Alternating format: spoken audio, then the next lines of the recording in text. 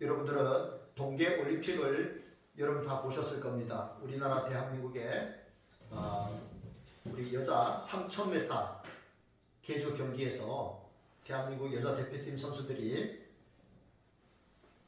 우승을 했죠. PPT 화면 좀 넘겨주세요. 저 화면을 보면 우리나라 선수가 4사람이 뛰는데 이제 마지막에 주자가 김길리라는 가장 젊은 청년이었습니다.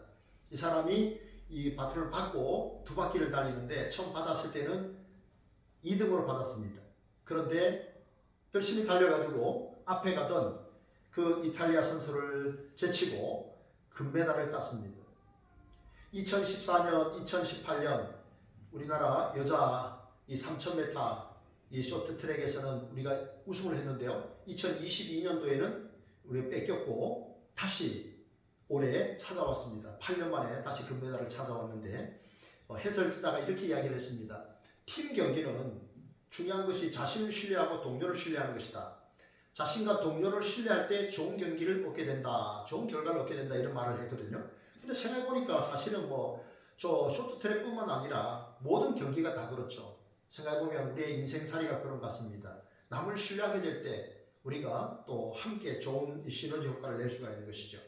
오늘 성경은 우리에게 어떻게 하면 우리가 신앙적으로 금메달을 딸 수 있을 것인가 그렇게 우리에게 알려주고 있습니다. 어떻게 하면 신앙의 금메달을 딸 수 있을까? 3가지로 말씀합니다. 첫째, 다 같이 읽어봅니다. 시작. 하나님을 두려워해야 합니다. 13절 보십시오. 만군의 여호와 그를 너희가 거룩하다 하고 그를 너희가 두려워하며 무서워할 자로 삼으라. 제가 읽지 않았지만 이사야서 8장의 이 전반부를 보면 이사야가 이제 아들을 낳을 것인데 그 아들의 이름을 마헬살랄 하스바스라라 그럽니다. 그 말의 뜻은 노략, 침략이라는 뜻입니다.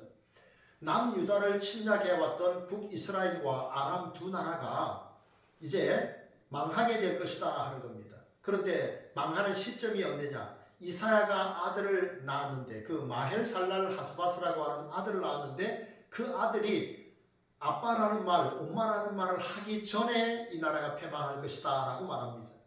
아이들이 엄마, 아빠라는 말을 언제쯤 할까요? 보통의 아이들은 돌 정도 되면 엄마, 아빠라는 말을 합니다. 늦어도 2살까지는 대부분이 다 그 말을 합니다. 그게 무슨 뜻일까요? 반드시 북이스라엘과 그리고 그 위에 있는 아람 나라가 아수르에서 패망할 것이다 하는 뜻입니다. 그래서 하나님께서 두 증인도 사람을 세운 걸 보게 됩니다. 그것은 뭐냐 하면 반드시 하나님께서 그 일을 하시겠다는 겁니다. 증인은 한 사람 가지고 안 되거든요. 2사람 이상 있어야 되거든요. 그래서 증인을 성경에 보면 2사람을 세웁니다. 하나님의 말씀을 반드시 성취하겠다라고 하는 하나님의 의지의 표명인 것을 볼 수 있죠. 그 다음에 어떻게 합니까? 남유다를 향해서 경고합니다. 너희들이 나를 믿지 아니하고 아수를 더 의지했지. 내가 너희들도 징계할 거야. 실제로 우시야, 요담, 아하스, 히스기야 왕 때에 이제 아수르가 많이 쳐들어옵니다. 디글렛, 빌레살 많이 쳐들어오지 않습니까? 여러분 쳐들어와서 예루살렘 성이 포위를 당하고 죽을 지경이 됩니다. 그런데 멸망하지는 않습니다. 멸망 직전까지 가죠. 멸망은 하지 않아요. 그때 히스기야가 하나님 앞에 눈물로 기도합니다. 그래서 그의 기도와 용기를 통해서 나라가 또 회복이 됩니다. 완전히 멸망하지는 않았죠. 하나님께서 그들에게 은혜를 베푸셨기 때문에 임마누엘이 하나님께서 그 백성들을 은혜를 베푸셨기 때문에 그 민족이 남유다가 그때 망하지 않았습니다. 여러분, 우리가 세상을 사는 동안에 두려워해야 할 분이 계십니다. 누굴 두려워해야 할까요? 하나님을 두려워해야 됩니다. 여러분은 하나님을 두려워하고 있습니까? 우리 북한의 김정은이는 자기 앞에서 자기의 고모부가 졸았다는 이유로 고사포를 쏴서 시체도 찾지 못할 정도로 그렇게 사람을 죽였습니다. 자기 앞에서 삐딱하게 행동하거나 졸기만 하면 그냥 죽입니다. 그게 북한의 정권입니다. 참 그런 정권 속에서 북한의 주민들이 사니까 고위 간부라고 해도 얼마나 두렵습니까? 얼마나 숙청될 위기 속에서 살아가는 겁니다. 탈북하신 분들, 외교관들, 고위 공무원들이 그런 간증을 이야기를 합니다. 김정은이 앞에서 두려워서 떨고 있다고. 언제 자기 목숨이 파리 목숨이 될지 모른다고 그렇게 하는 그런 나라가 바로 북한이지요. 그런데 여러분, 우리가 뭐 그런 공포 정치 속에서 하나님을 두려워해야 된다 그런 말은 아닙니다. 우리가 믿는 하나님 어떤 하나님이십니까? 그분은 살아계신 하나님입니다. 그분은 위대하신 하나님이십니다. 하늘과 땅의 모든 만물들을 말씀으로 창조하신 분이십니다. 우리는 하나님에 대한 경외감이 있어야 됩니다. 하나님을 두려워한다. 그게 하나님을 경외하는 겁니다. 여호와를 경외하는 것이 지식과 지혜의 근본입니다. 하나님을 경외하는 삶이 우리에게 회복되기를 원합니다. 우리는요 가끔 하나님의 수준을 내 수준으로 생각하는 거예요. 하나님을 내 수준으로 끌어내리니까 어떻게 합니까? 하나님을 집중하지 않아요. 하나님께 기도하지 않습니다. 주의 말씀을 읽고 묵상하고 순종하려고 애쓰지 않아요. 하나님은 내 인생이 그렇게 중요한 분이 아니기 때문에 그렇게 하는 거예요.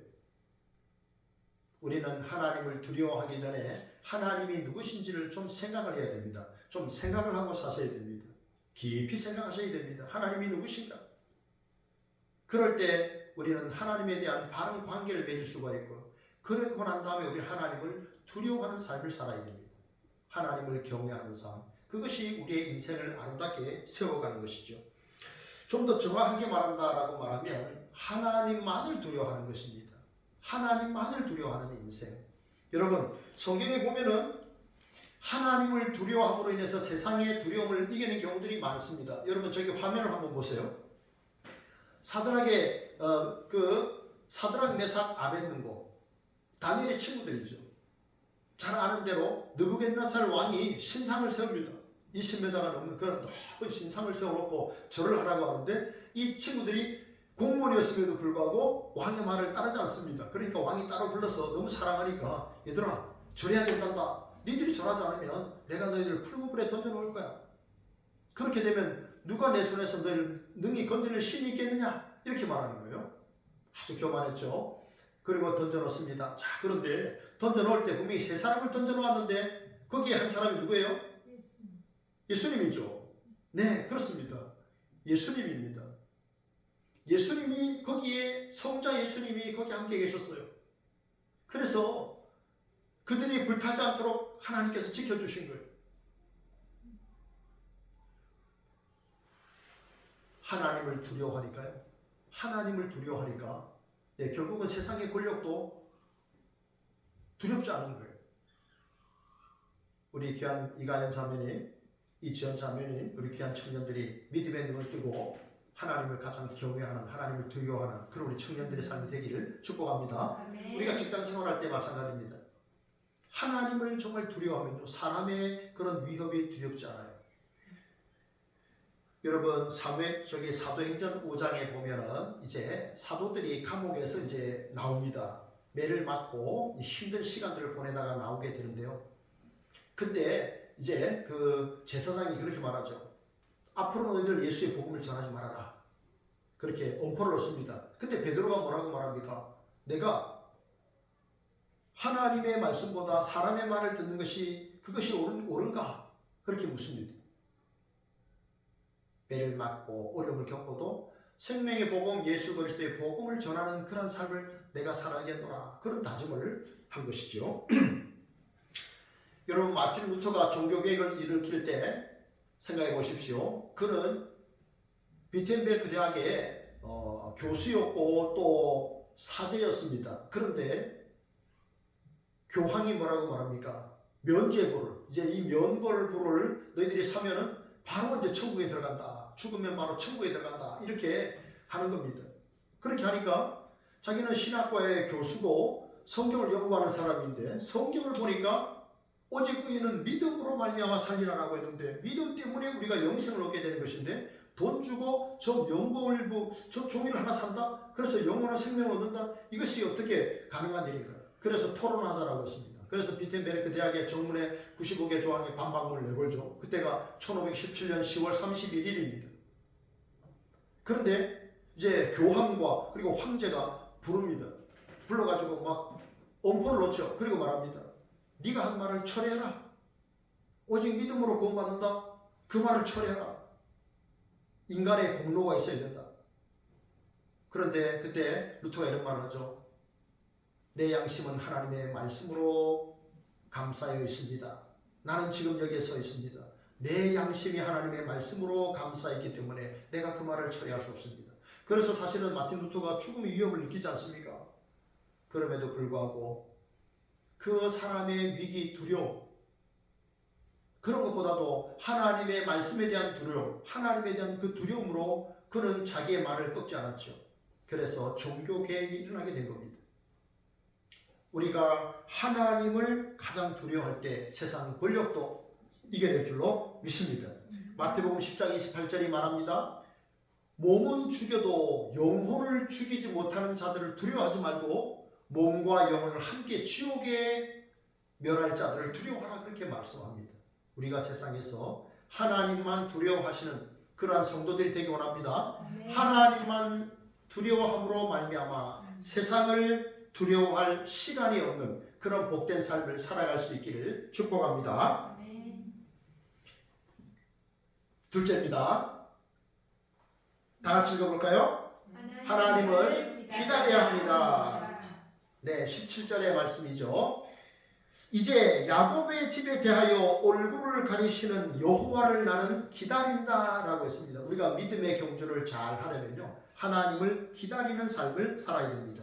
자, 그런데 여기 보면 성경에 하나님께서 야곱의 집에 대해서 얼굴을 가린다는 표현이 나옵니다. 그리고 16절을 보면요, 너는 증거의 말씀을 싸매라, 율법을 내 제자들 가운데서 봉함하라 라고 했습니다. 자, 하나님은 말씀이 선포되기를 원하고 계속 증거되기를 원하는데 하나님의 말씀을 그냥 봉해 놓는 것입니다. 그리고 여호와께서 야곱의 집에 대해서 얼굴을 가리셨다라고 했습니다. 여러분, 하나님은 어떤 하나님이십니까? 우리 하나님은요, 우리의 얼굴을 계속 쳐다보기를 원하세요. 그래서 저 사람이 졸고 있는지 집중하고 있는지 그것도 하나님이 계속해서 우리를 쳐다보고 계시는 거예요. 우리 하나님께서는 우리를 얼굴과 얼굴로 계속해서 보기를 원하시는 거예요. 여호와는 그 얼굴을 내게 비치사 은혜 베푸시길 원하며 여호와는 그 얼굴을 내게로 향하여 드사 평강 주시기를 원하노라. 우리 하나님 그런 분이잖아요. 계속해서 우리의 얼굴을 바라보기 원하고 얼굴과 얼굴을 통해서 교제하기를 원하시는 거예요. 그런데 하나님께서 야곱의 집에 대해서 얼굴을 돌이키셨다라고 했어요. 왜 그러셨을까요? 왜 말씀이 전파되지 못하게 하셨을까요? 그들이 하나님의 말씀을 듣고도 청종하지 않으니까, 경청하지 않으니까 하나님께서 그렇게 하신 겁니다. 그런데 이런 암담한 상황 속에서도 이사야 선지자는 내가 하나님을 기다리겠다라고 이야기를 합니다. 하나님께서 지금은 하나님이 진노하셔서 우리에게 말씀도 전파되지 않게 하시고 그 얼굴도 가리셨지만 하나님께서 그 진노의 때를 거두시면 하나님이 우리에게 얼굴을 향할 것이다. 그렇기 때문에 나는 여호와를 기다릴 것이다. 그렇게 고백하고 있죠. 여러분, 저기 그림을 한번 보세요. 저 그림은 뭘까요? 저 그림은 뭘까요?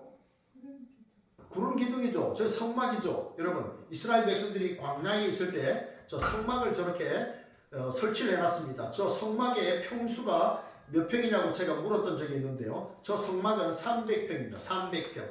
저 성막에서 보면 성소와 지성소가 있는데 그 지성소에서 구름 기둥이 쫙 올라오는 것을 볼 수가 있습니다. 성소에서 구름 기둥이 쫙 올라오는데요. 그래서 이스라엘 백성들이 그 광야에서 200만 명의 사람들이 있는데 그 무더운 광야에서 하나님께서 구름으로 이스라엘 백성들을 다 덮으신 거예요. 여러분 생각해 보세요. 저 광야에 만약에 구름 기둥이 없다고 생각해 보세요. 그러면 얼마나 뜨겁겠습니까? 그런데 하나님께서 낮에는 구름 기둥으로 이스라엘 백성들을 보호하시고 밤에는 불 기둥으로 쫙 보호하신 거예요. 그런데 여러분, 이스라엘 백성들이 어떻게 합니까? 저기에 성막에서 여호와의 구름 기둥이 떠올라서 움직이면 따라갔습니다. 그러면 그 구름 기둥이 머물러 있으면 어떻게 합니까? 거기에 그대로 머물러 있어야 됩니다. 성경에 보면은 이틀도 구름이 머물러 있었고 한 달도 머물러 있었고 1년도 머물러 있었다고 합니다. 그러면 최장 기다리는 시간이 1년이었습니다. 그 구름 기둥이 움직이질 않으니까 그들은 계속해서 거기서 기다렸던 것입니다. 여러분, 우리의 인생도 하나님께서 인도해 주시기를 믿고 여러분 소망 가운데 여러분 기다릴 수 있어야 됩니다. 하나님이 내 인생을 인도해 주시기를 기도하면서 우리는 기다려야 됩니다. 여러분 생각해 보세요. 이스라엘 백성들이 출애굽을 할 때 이제 앞에는 홍해를 직면하게 되고 뒤에는 추격해오는 애굽의 군대를 이렇게 보게 되는 그런 참 진퇴양난의 그런 일이 있었습니다. 근데 어떻게 합니까? 그때 어떻게 합니까? 원망하고 불평합니다. 근데 하나님께서 모세를 통해서 홍해 바다를 가르셨죠. 이전에도 없었고 이후에도 없었던 그런 놀라운 바다가 갈라지는 이런 놀라운 일이 있었습니다. 근데 하나님께서 모세에게 그때 말씀하고 그때에 이스라엘 백성들이 모세가 이렇게 말합니다. 너희는 가만히 서서 여호와께서 오늘 너희를 위하여 행하시는 구원을 보라. 너희는 가만히 서서 여호와께서 너희를 위하여 행하시는 그 구원을 보라. 여러분 이스라엘 백성들이 생각이나 했겠습니까? 그 홍해가 갈라질 거라고 생각이나 했겠습니까? 홍해가 갈라질 걸 알았으면 모세에게 원망하고 불평했겠습니까? 우리를 죽이려고 여기까지 데려왔느냐? 그런 원망하고 불평했겠습니까? 그런데 하나님이 어떤 일들을 행하실 줄 모르니까 그랬던 것이죠. 그런데 하나님께서 너희는 가만히 서서 여호와께서 너희를 위하여 행하시는 구원을 보라. 하나님이 강한 바람을 불어서 그들을 다 건져내지 않았습니까? 여러분 사람들은요 급할수록 더 빨리 걷습니다. 급할수록. 그런데요 길을 잃었다고 생각할 때 그때는 2배나 더 빨리 걷는다 그럽니다. 그럴 때 여러분 내 인생에 길을 잃었다고 생각될 때 그때 너무 나대지 마시고 너무 서두르지 마시고 하나님의 인도하심을 잠잠히 기다리시는 우리 성도님들 다 되기를 축복합니다. 농부가 씨를 뿌리지 않습니까? 농부가 씨를 뿌리고 난 다음에 그 다음에는요 농부가 씨를 뿌린 그 다음 날에 밭에 가서 그 씨가 잎이 나지 않았다고 해서 밭을 이렇게 들추지 않습니다. 때가 되면 잎이 나고 또 싹이 나고 열매가 맺힐 줄 묻고 소망 중에 기다리는 것이죠. 여러분 내가 하나님을 믿고 기다리는 그 시간은 어떤 일도 일어나지 않는 그런 시간이 아닙니다. 내가 기다리는 그 시간은 하나님이 일하는 시간인 줄로 여러분 믿으시기를 바랍니다. 여러분 다윗이 왕이 되기 전에 기름 부음을 몇 번이나 받은 줄 여러분 아십니까? 다윗이 왕이 되기 전에 3번이나 기름 부음을 받았습니다. 하나님께서 이제 사무엘에게 말씀을 하시죠. 내가 사울을 버렸노라 그럽니다. 그리고 이제 새로운 왕을 세우라고 이제 사무엘에게 말씀을 합니다. 그래서 사무엘이 다윗을 찾아갑니다. 그때 다윗의 나이가 15살입니다. 그가 기름 부음을 받죠. 그리고 30살에 또 한 번 남유다의 그 장로들이 유다 지파의 왕으로 다윗을 삼습니다. 그때가 30살이고요. 그 다음에 37살에 다윗이 이제 이스라엘 장로들에 의해서 전체 왕으로 이제 세워지게 됩니다. 그게 37살입니다. 그러면 생각해보세요. 15살에 왕으로 기름 부음을 받은 다윗이 왕이 되기에는 37살, 22년 이렇게 기다렸던 겁니다. 그렇게 기다리면서 하나님이 다윗을 준비하셨죠. 준비시키신 겁니다. 그래서 다윗은 성군 다윗이라고 그렇게 또 칭찬을 받지 않습니까? 여러분 하나님께서 우리에게 말씀하셨는데요. 성경을 통해서 말씀하셨는데 그 약속의 말씀이 즉각적으로 성취되지 않는 경우가 훨씬 더 많습니다. 그래서 우리에게는 믿음과 함께 소망 중에 인내하는 그 인내가 필요합니다. 여러분들이 하나님께서 우리에게 기다림의 시간을 주실 때 하나님이 나를 단련시키는 줄 믿고 그 시간들을 여러분 소망 중에 기도하면서 그 시간들을 우리가 또 보낼 수 있어야 됩니다. 그리고 무엇보다도 우리는 예수 그리스도의 재림을 우리는 기다려야 됩니다.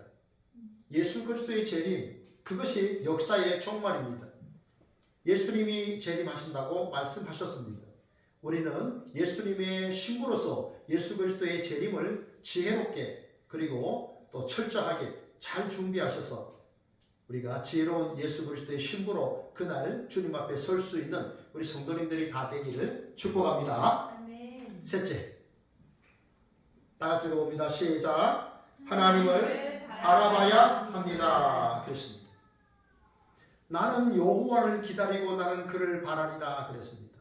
나는 하나님을 바라리라 그렇게 기도했습니다. 여러분 저 장면은요, 이스라엘 백성들이 광야에 있을 때 불평하고 원망을 했을 때 하나님이 어느 날 불뱀을 그들에게 보냅니다. 그동안에는 그렇게 하지 않으셨는데 하나님께서 하도 이스라엘 백성들이 원망하고 불평하고 하나님에 대해서 모세에 대해서 그렇게 원망하고 불평하니까 어느 날 불뱀을 보내셔서 이제 이스라엘 백성들을 물어 죽게 하셨어요. 자, 그런데 이제 이스라엘 백성들이 불뱀에 물리니까 어떻게 합니까? 또 모세를 찾죠. 그리고 뭐라고 말합니까? 모세요, 당신의 하나님께 기도해서 우리를 좀 살려주십시오. 하나님께서 또 모세에게 처방전을 주시는데 어떻게 처방전을 주십니까? 좀 전에 이제 불뱀에 물려가지고 그 뱀의 그 독이 인간의 혈관을 통해서 이제 온몸으로 퍼지는 그때에 하나님이 하시는 말씀이 노뱀을 만들어가지고 장대에 높이 달아라. 노뱀을 만들어 장대에 높이 달아라. 그것을 쳐다보면 살게 될 것이다 라고 말씀합니다. 여러분, 이게 과연 합리적이고 이게 과연 과학적이고 이성적인 대답일까요? 지금 뱀에 물려가지고 온몸에 그 불뱀의 독이 퍼져서 이제 죽을 지경이 된 사람들에게 약을 빨리빨리 나눠주든지 뭐 어떻게 그렇게 하셔야 될 것 같은데 하나님은 노뱀을 만들어 장대 높이 달아라. 그것을 쳐다보면 살리라. 홍해를 가르친 그 하나님은 이스라엘 백성들에게 저렇게 처방전을 주신 거예요. 그래서 성경에 보면 쳐다본 즉 살더라 라는 말씀이 있습니다. 결국은 장대에 높이 달린 저 노뱀, 그것은 십자가에 높이 달리신 하나님의 아들 예수 그리스도를 상징합니다. 예수 그리스도를 바라볼 때 우리가 살아나는 역사, 회복의 역사가 일어날 줄로 믿습니다. 아멘. 히브리서 12장 2절이 말씀합니다. 믿음의 주요 또 온전하게 하시는 예수를 바라보자. 바라보자. 저도 바라봐야 되고 설교하는 저도 바라봐야 되고 여러분도 바라보셔야 됩니다. 함께 믿음의 주, 믿음을 시작하게 하시는 분은 그리고 우리의 믿음을 온전하게 하시는 예수님을 바라봐야 됩니다. 그래야 주님을 바라봐야 우리의 믿음이 더 나아지고 온전해지게 됩니다. 그리고 성경은 이어서 뭐라고 말씀합니까? 그는 그 앞에 있는 기쁨을 위하여 십자가를 참으사 부끄러움을 개의치 아니하시더니 하나님 보좌 우편에 앉으셨느니라. 그는 그 앞에 있는 기쁨을 위하여 십자가를 참으사 부끄러움을 개의치 아니하시더니 하나님 보좌 우편에 앉으셨느니라. 그러면 여러분, 우리 주님께서 십자가를 지시는 그 목적이 우리에게 기쁨을 주기 위함입니다. 그 기쁨을 위하여 십자가를 참으셨다고 했습니다. 도대체 그 기쁨, 주님이 십자가를 지시면서까지 우리에게 주시고자 하는 그 기쁨이 뭘까요? 하나님의 아들께서 우리를 위하여 목숨까지 내어주셨습니다. 그 희생의 십자가, 대속의 십자가, 그것을 마다 않고 개의치 않고 주신 그 주님이 우리에게 궁극적으로 주시고자 했던 그 기쁨은 뭘까요? 세 가지만 말씀을 드립니다. 첫째는요, 죄사함의 기쁨입니다. 첫째는 죄사함의 기쁨이에요. 여러분, 우리가요, 왜 기쁨을 누리지 못할까요? 우리가 왜 평안을 누리지 못할까요? 왜 사람들이 서로 시기하고 질투하고 싸우고 전쟁까지도 마다하지 않고 그렇게 할까요? 다 무엇 때문입니까? 죄 때문입니다. 죄 때문에. 그 죄가 하나님과 우리의 사이도 갈라놨고요. 그 죄로 인해서 우리가 평안을 누리지 못하고 살아가는 것이죠. 죄사함의 기쁨이라는 것은 달리 말하면 구원의 기쁨입니다. 주 예수를 믿으라. 그리하면 너와 내 집이 구원을 받으리라 했습니다. 주 예수를 믿으라. 그리하면 너와 내 집이 구원을 받으리라. 예수님을 우리가 나의 구주로 영접하게 될 때 우리의 모든 죄가 예수님에게로 넘어가게 되고 예수님의 그 공로가 우리에게로 넘어오기 때문에 우리가 모든 죄를 사함을 얻게 되는 것입니다.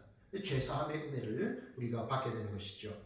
제가 가끔 이제 미국의 워싱턴 중앙교회에 한 목사님의 설교를 가끔 듣는데 그 목사님이 그 설교 가운데 이런 내용이 있었어요. 자기 교회에 한국의 교수 한 분이 이제 안식년을 맞아서 미국에 잠시 와서 이제 쉬게 되었답니다. 그런데 그 워싱턴 중앙 장로교회에 성도 한 분이 목사님에게 목사님 그 교수가 우리 친척인데 예수를 안 믿습니다. 좀 복음을 좀 전해주세요. 그래가지고 이제 만나게 됐다고 그래요. 근데 그 교수님과 대화를 하면서 참 인자하고 덕스럽고 참 좋은데 예수 그리스도의 복음을 전했는데 받아들이지 않더랍니다. 그리고 그 교수님이 뭐라고 이야기했냐면 목사님 나는 구원받는 것이 이렇게 쉬워서 나는 믿지 않겠습니다 라는 말을 했다고 해요. 나는 구원받는 것이 이렇게 쉬워서 믿지 않겠습니다. 구원받는 것이 너무 쉬워서 나는 예수를 믿지 않겠습니다. 여러분, 그러면 구원받는 것이 정말 너무 쉬운 일일까요? 너무 쉬웠던 일일까요? 우리 편에서 보면 어떤 희생도 대가도 지불하지 않았기 때문에 우리 편에서 생각하면 너무 쉬운 일이죠. 그런데요, 하나님 편에서 보면 어떻습니까? 하나님은 당신의 하나밖에 없는 아들을 내어주셨습니다. 하나님은 당신의 하나밖에 없는 아들을 내어주셨어요.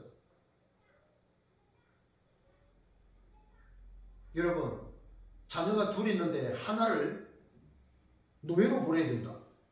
혹은 뭐 양자나 양녀로 보내야 된다. 그때 여러분 얼마나 갈등하시겠어요? 그런데 이건 그게 아니잖아요. 죽는 십자가로 아버지가 아들을 내보내셔야 되잖아요. 제가 딸을 십자가에 내보낸다. 그 마음이 어떻겠습니까? 하나님 편에서는 하나님의 아들을 희생시키셨어요.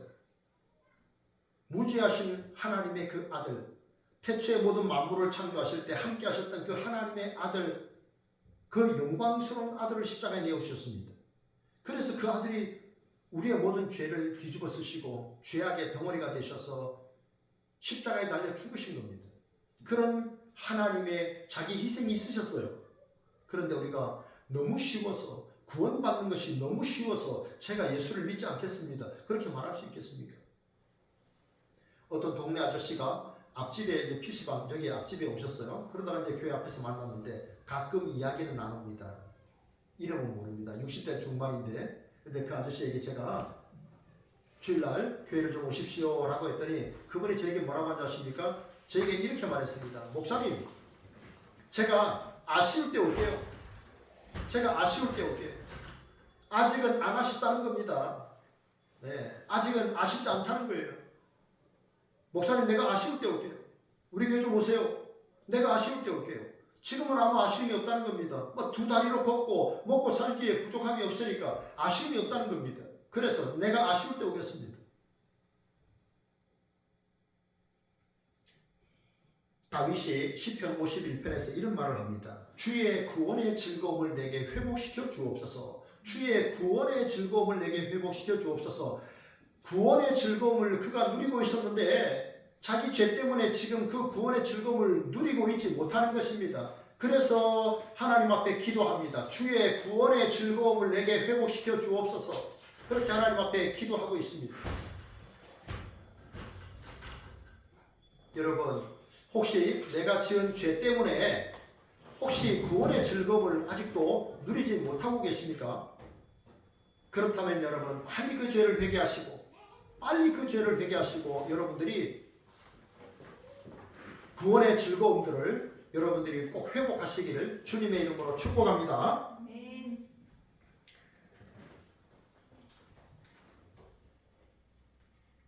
한 20년 전쯤에 강원도 영월에서 목회를 할 때인데요. 두 형제가 있었습니다. 우리 승찬이, 은찬이처럼 이제 두 형제가 있었는데 두 형제가 이제 엄마 아빠가 알코올 중독자셨습니다. 그래서 가끔 집을 나가시는 경우들이 있었어요. 그래서 이제 그때도 집을 나가셨는데 그 아이들을 저희 집에서 한 3, 4일 정도 같이 생활했던 적이 있었어요. 즐겁게 생활을 했습니다. 그런데요, 그 부모가 또 이제 며칠 있다가 또 돌아오셨어요. 그러니까 아이들을 그 아이 집으로 보내야 되잖아요. 그래서 제가 보낼 수밖에 없었어요. 그런데 그 큰아이가 그 아빠한테 이렇게 항변했습니다. 막 울었어요. 울면서 이렇게 말했어요. 아빠, 나는 왜 이런 집에서 태어나서 이렇게 살아야 돼요? 저는 그 10살 꼬마 아이가 했던 그 말이 지금도 20년도 더 지났는데 너무 그것이 잊혀지지 않습니다. 아빠, 나는 왜 이런 집에서 태어나서 이렇게 살아야 돼요? 울면서 아빠에게 이렇게 가기 싫은 그런 아이의 모습을 제가 참 느낄 수 있었습니다. 여러분, 그래서 사람들이 뭐라고 말합니까? 부모를 잘 만나야 된다라는 말 하지 않습니까? 그렇지 않습니까? 누구의 부모냐에 따라서 그 인생이 굉장히 달라집니다. 부모를 잘 만나야 된다는 말이 맞죠. 그런데 여러분, 부모가 자식을 선택할 수 있습니까? 자식이 부모를 선택할 수 있습니까? 그냥 하나님이 주신 놀라운 섭리다라고 여러분 받을 수밖에 없겠죠. 그런데 여러분, 하나님이 그래서 우리에게 하나님이 아버지가 되어주시는 그런 복을 우리에게 주신 거예요. 세상에 부모가 다 줄 수 없는 그러한 은혜, 그런 복을 하나님께서 우리에게 주셨어요. 그 아들을 통해서. 누구든지 예수 그리스도를 영접하기만 하면, 영접하는 자, 그 이름을 믿는 자들에게는 하나님의 자녀가 되는 권세를 주셨다라고 했어요. 그래서 우리는 하나님을 아버지라고 감히 부르는 거예요. 세상의 부모가 온전하지 못하죠. 세상의 자식들도 그렇지 않습니까? 그런데 우리 그 하나님 아버지는요, 영원하시잖아요. 무한하시고 무한한 영광과 권능과 모든 것을 가지신 분이시잖아요. 그분이 우리 아버지가 되시니 얼마나 우리 기뻐할 일입니까? 여러분, 죄사함 받은 우리가 하나님의 자녀라는 사실을 여러분들이 깊이 생각하시고요. 무엇보다도 이 땅에 사는 동안에 하나님 아버지가 누구신가, 그것을 성경을 통해서 여러분들이 좀 깊이 경험하고 개인적으로 우리 주님을 꼭 만날 수 있기를 축복합니다. 그리고요, 그 하나님을 우리가 사랑하고 자랑하고 여러분들이 자녀의 권세를 마음껏 누리시길 바랍니다. 하나님의 자녀인데요, 하나님의 자녀답게 우리가 그 권세를 누리지 못하고 있어요. 아이고, 내가 이런 식으로 생각하는 거예요. 여러분, 우리 하나님의 자녀이기 때문에요, 주의 말씀을 붙들고 당당하게 기도하는 겁니다. 그게 자녀의 권세예요. 여러분, 그것을 여러분들이 마음껏 자녀의 권세, 하나님의 자녀의 권세를 말씀을 믿고 기도하셔서 그 권세를 마음껏 누릴 수 있기를 축복합니다. 두 번째는요, 여러분, 이거는 이제 천국 시민의 기쁨이에요. 천국 시민 된 기쁨. 저는요, 아직 천국에 가보질 못했어요. 천국에 가보질 못했는데, 그런데 천국이 어떤 곳일까, 그런 생각은 더 자주 합니다. 이제 시간이 지날수록 이제 더 자주 하게 되는 것이죠. 제가 이제 이 땅에서 여러 나라들을 좀 가봤습니다. 아메리카도 가보고 아프리카도 가보고 동남아도 가보고 그랬는데요. 참 우리가 남의 나라 이렇게 가보지만 이 나라가 참 불편하다, 그런 생각이 들 때가 있습니다. 제가 미국에 갔다가요, 한번 이 공항에서 신발까지 다 벗은 적이 있었습니다. 신발을 벗으라 그래가지고 신발까지 벗었습니다. 난 그런 경우 처음입니다. 미국이 우리보다 강대국이니까 우리가 대부분 따라가잖아요, 그죠? 그럴 수밖에 없잖아요, 그죠? 네. 근데 이제 좀 이해가 됐습니다. 왜냐하면은 이제 그것이 제가 미국에 갔을 때가 9.11 테러가 있고 난 6개월 후에 들어갔거든요. 9.11 테러, 여러분 아시지 않습니까? 얼마나 많은 미국 사람들이 죽었습니까? 그러니까 외국인에 대한 경계가 굉장히 심했던 거죠. 그래서 이해는 됐는데, 어쨌든 제가 여러 나라를 다니면서 또 느낀 것이 뭐냐면 대한민국이 좋다 하는 겁니다. 우리나라 괜찮잖아요, 그죠? 그런 대로 괜찮잖아요, 그죠? 네, 우리가 그래도 여러 면에서 괜찮은 나라잖아요. 그런데 여러분, 우리나라보다 더 좋은 나라, 하나님의 나라, 그게 정말 우리가 사모해야 될 나라입니다. 성경이 우리에게 말씀하잖아요, 그죠? 너희는 이 땅에 나그네라 그러잖아요. 우리는 돌아가야 할 본향이 있습니다. 그 나라가 어디입니까? 하나님의 나라입니다. 영광스러운 나라입니다. 이 땅이 도무지 줄 수 없는 그 하나님의 나라. 우리는 끝까지 믿음을 지켜서 여러분들이 그 하나님의 나라를 여러분들이 꼭 입성할 수 있기를 축복합니다. 아멘. 여러분, 그런데요, 여러분들이 하나님의 나라에 들어가려면 뭐가 있어야 될까요? 여건이 있어야 됩니다. 우리가 일본 땅에, 가까이 있는 일본 땅에 갈 때도, 중국에 갈 때도 여러분 여건을 갖고 와야 됩니다. 어느 나라에 가든지 여러분 여건이 있어야 돼요. 그 여건이 없으면 그 나라에 들어갈 수가 없습니다. 자, 그러면 우리가 하나님 나라에 들어가는 여건이 뭘까요? 이가 있잖아요. 우리가, 그렇죠, 맞습니다. 우리가 하나님 나라에 들어가기 위해서 여건이 필요한데 그게 뭐냐? 믿음입니다. 왜 하나님께서 우리에게 그 여건을 달라고 얘기하냐면, 믿음이 없이는 기쁘시게 못하나니 그렇습니다. 우리가 하나님을 믿는 믿음이 없으면 우리는 하나님을 기쁘게 할 수가 없습니다. 믿음이 없이는 기쁘시게 못하나니 하나님께 나아가는 자는 반드시 그가 계신 것과 또한 그가 자기를 찾는 자들에게 상 주시는 이심을 믿어야 할지니라. 그 믿음입니다. 그게 우리의 여건입니다. 그것을 내밀 수 있어야 됩니다. 여러분, 우리 주님은요, 우리에게 이러한 기쁨, 죄사함의 기쁨, 자녀의 기쁨, 천국 시민의 기쁨, 이것을 주시기 위해서 목숨까지 하나님의 아들께서 내어주셨습니다. 그렇기 때문에 우리는 계속해서 예수님 바라봐야 됩니다. 여러분 저를 보십시오. 베드로 한번 보세요. 베드로. 그는 물리를 걸었던 사람입니다. 물리를 걸었던, 예수님 다음에 물리를 걸었던 유일한 사람이었습니다. 주여 저도 그렇게 하게 해주십시오. 그래 내려와서 걸어라. 그러니까 베드로가 그렇게 그 풍랑에 있는 그 갈릴리 호수를 걸었습니다. 그러다가 물리를 잘 걷다가 그가 물속에 깊이 빠지게 됩니다. 왜 그랬을까요? 그가 갑자기 풍랑을 바라보고 파도를 바라본 겁니다. 그러면서 예수님에게 시선을 놓쳤을 때 그는 깊이 빠지고 말았습니다. 여러분, 우리가 세상에서 이 믿음의 길을 건너라면 여러 가지 많은 풍랑이 일게 되죠. 그럴 때 여러분, 우리가 시선을 놓치면 깊은 물에 빠지게 됩니다. 시험에 들게 됩니다. 우리가 신앙을 놓치게 됩니다. 어려움을 겪게 됩니다.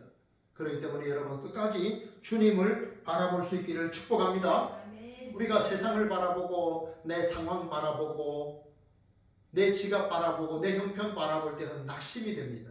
그러나 주님을 바라볼 때는 우리에게 용기가 생기고 소망이 생깁니다. 우리가 주님을 바라볼 때 우리의 인생의 회복의 역사가 일어날 줄 믿습니다. 문제의 크기보다 더 중요한 것은 내 시선의 방향입니다. 내 시선의 방향. 문제의 크기가 중요한 것이 아니라 내가 지금 내 시선을 누구에게로 향하고 있는가, 그것이 더 중요합니다. 말씀을 맺습니다.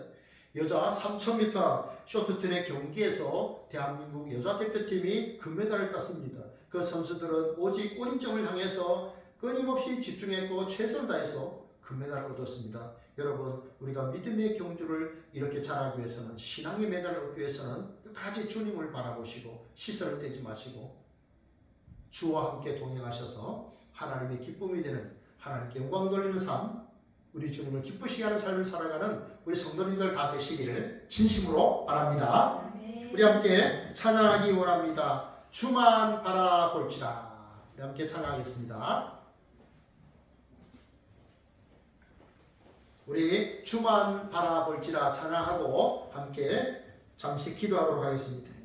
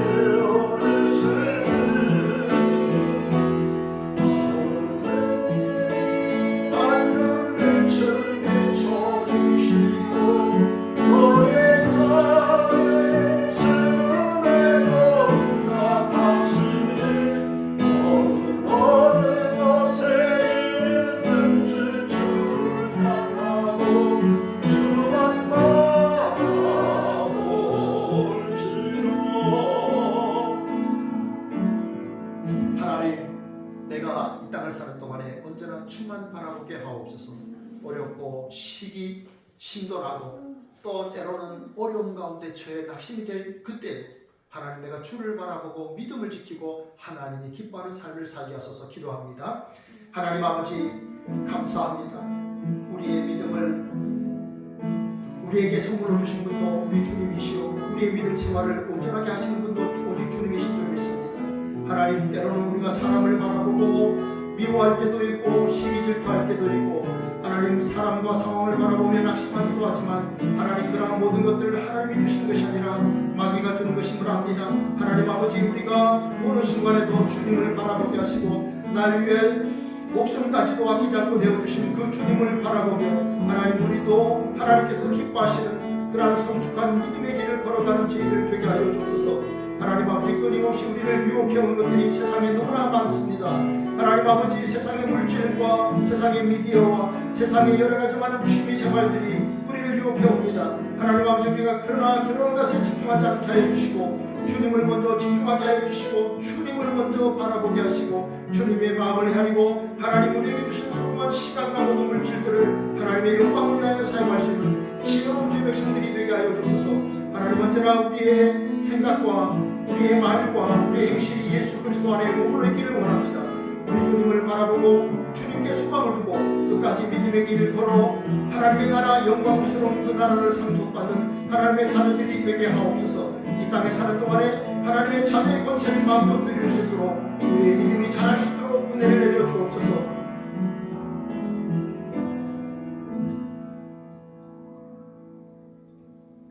늘 우리가 우리 주님을 바라보며 살아가도록 인도하여 주옵소서.